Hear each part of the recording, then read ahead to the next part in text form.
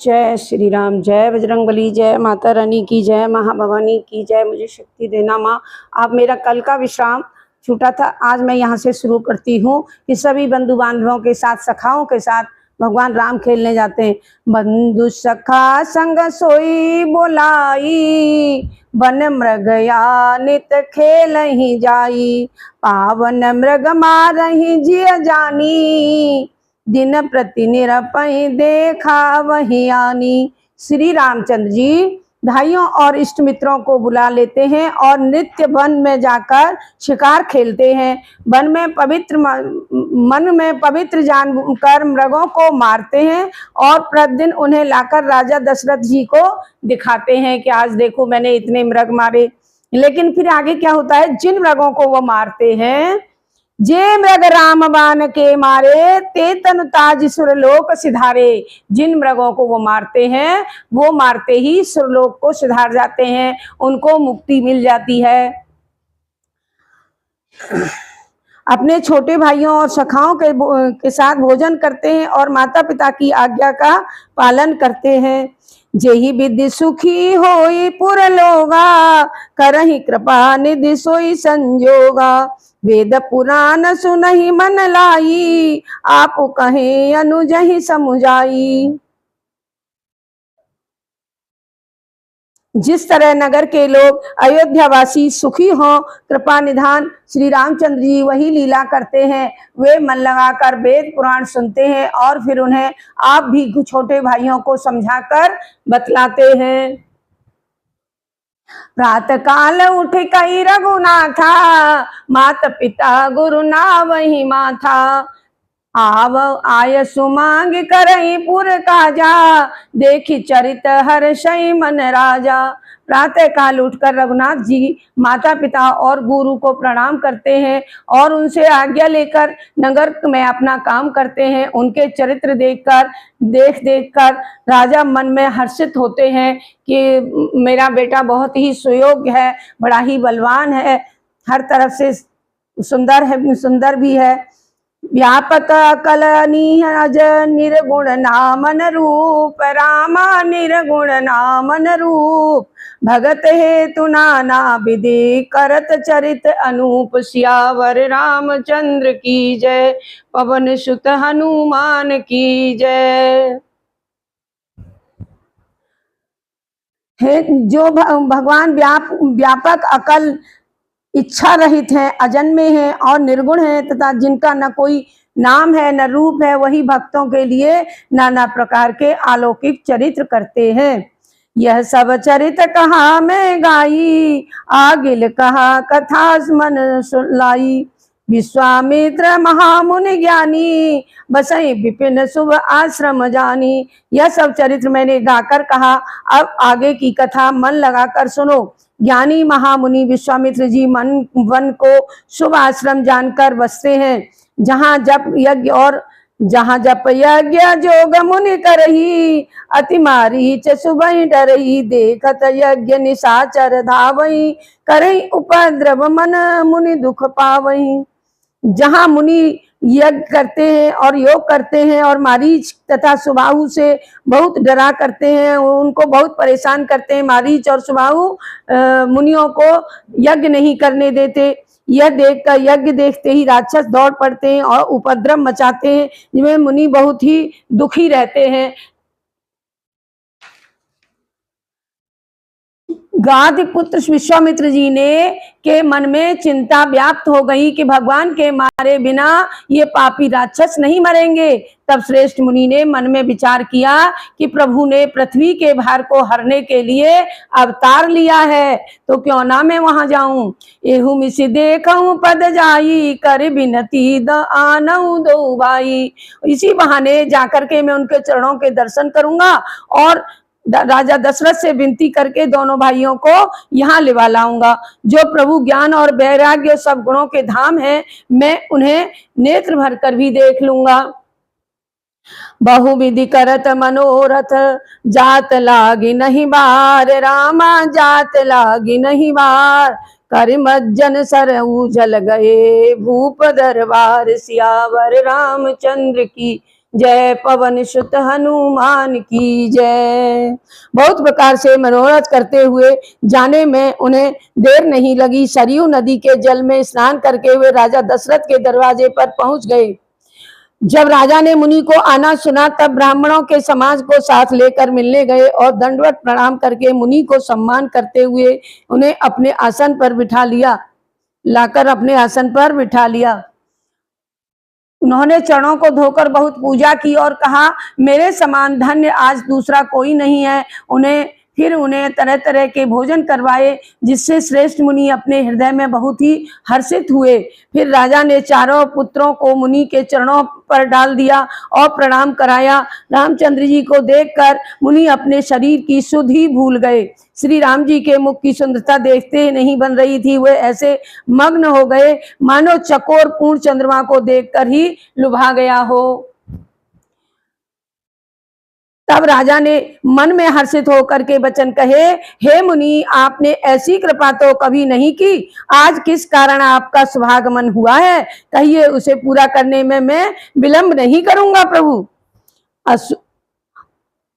तब मुनि ने उत्तर दिया, हे राजन, राक्षसों के समूह मुझे बहुत ही सताते हैं। इस कारण मैं तुमसे कुछ मांगने आया हूँ। छोटे भाई सहित श्री रघुनाथ जी को मुझे दे दीजिए। राक्षसों के वध से उनके मारे जाने पर मैं सनाथ हो जाऊंगा, नहीं तो मैं अनाथ होने वाला हूँ। सभी मुझको मार दे रहे हैं और सारी प्रजा व्याकुल है। जब हमारे स्नात रघुकुल वंशी श्री रामचंद्र जी हमारे साथ हैं तो मैं उनसे सनाथ हो जाऊंगा और मेरे नाथ मेरे साथ चलेंगे और सारे दुष्टों का संहार कर देंगे। राक्षसों से मुक्त हो जाएगी हमारी नगरी और हम यज्ञ कर पाएंगे, वन में बहुत सुखी से रह पाएंगे। ऐसा मैं आपसे मांगने के लिए विनती कर रहा हूँ। असुर समूह सतावै मोही, मैं जाचन आयऊ न पतोही। अनुज समेत देहु रघुनाथा, निश्चर बद में हो सनाथा।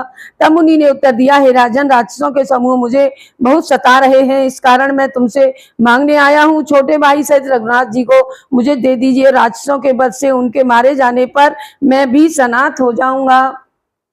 देहु भूप मन हर्षित, तजहु मोह अज्ञान। रामा तजहु मोह अज्ञान, धर्म सुजग प्रभु तुमको इनकह अति कल्याण। सियावर रामचंद्र की जय, पवन सुत हनुमान की जय।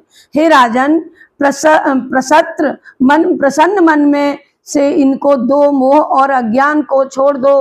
हे स्वामी, इससे तुम्हें धर्म और श्रेयस की प्राप्ति होगी और इसका भी परम कल्याण होगा। आप अपने मोह को छोड़ दीजिए, आप इनको हमें दे दीजिए।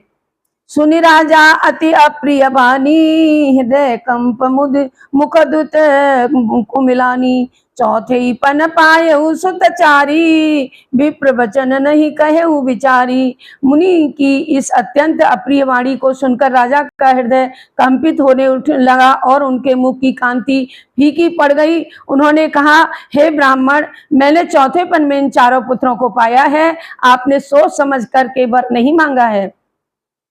मांगहु भूमि धेनु धन कोसा, सर वसुदेव आज सहरोसा।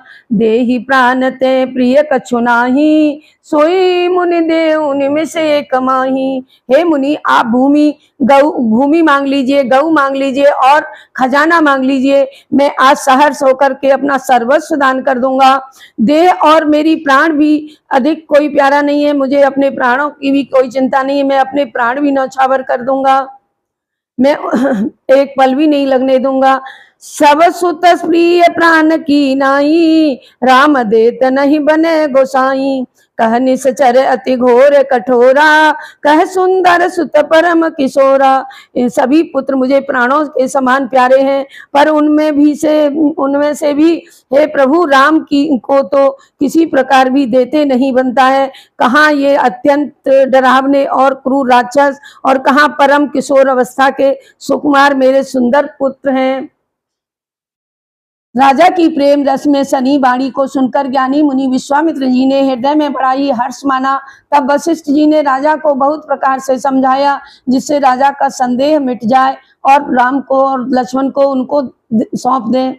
अति आदर दो तनय बुलाए, हृदय लाई बहु भांति सिखाए। मेरे प्राणनाथ तु सुत दो, तुम बिन मुनि पिता आन नहीं को। हे, बड़े ही आदर से राजा ने अपने दोनों पुत्रों को बुलवाया और हृदय से लगाकर बहुत प्रकार से समझाया सिखाया, और फिर कहा, हे नाथ, ये दोनों पुत्र मेरे प्राण से भी प्यारे हैं। हे मुनि, अब इनके पिता आप ही हैं, अपने पिता पुत्र की तरह इनको संभाल करके रखिएगा, दूसरा इनका कोई और नहीं है वहां पे। सौंपे भूप ऋषि सुत बहुविधि दे आशीष, रामा बहुविधि दे आशीष। जननी भवन गए प्रभु चले नाई पद शीस, सियावर रामचंद्र की जय।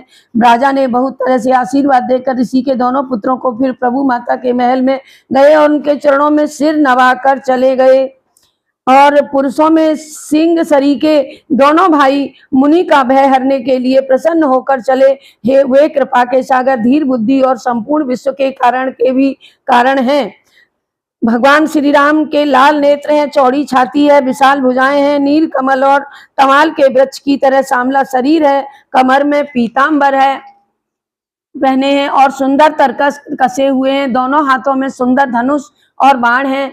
सांवले और गौरे रंग के दोनों भाई परम सुंदर हैं। विश्वामित्र जी को मानो न महान निधि मिल गई हो। मैं आज जान गया कि प्रभु ब्राह्मणों के भक्त हैं। मेरे लिए भगवान ने अपने पिता को भी त्याग दिया और मेरे साथ चल दिए।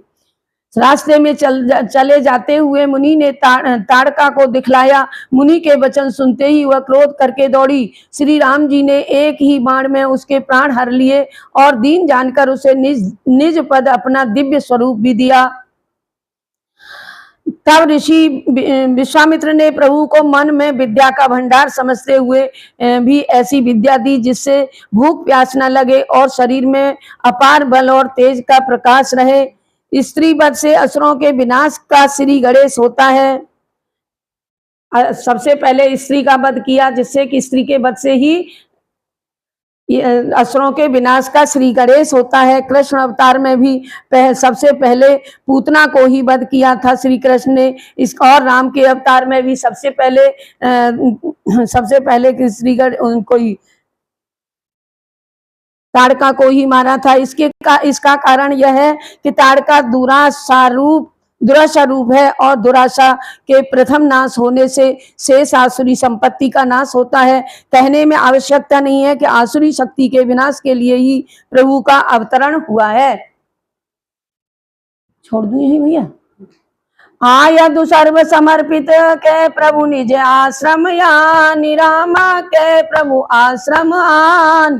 कंद मूल फल भोजन दीन भगति निज जान, सियावर रामचंद्र की जय, पवन सुत हनुमान की जय।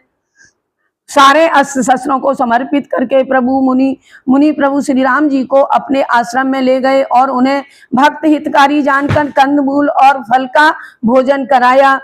और मैं यही देखिए, प्रातः काल रघुनाथ जी ने मुनि से कहा कि आप जाइए और निडर होकर यज्ञ कीजिए। यह सुनकर सब मुनि हवन करने लगे और बड़े ही खुश हो गए। यज्ञ की रखवाली के लिए दोनों ही राम लक्ष्मण हमारे पास हैं, इसलिए वो निडर होकर के यज्ञ करने लगे। आज अपनी कथा का विश्राम मैं यहीं पर कर रही हूँ।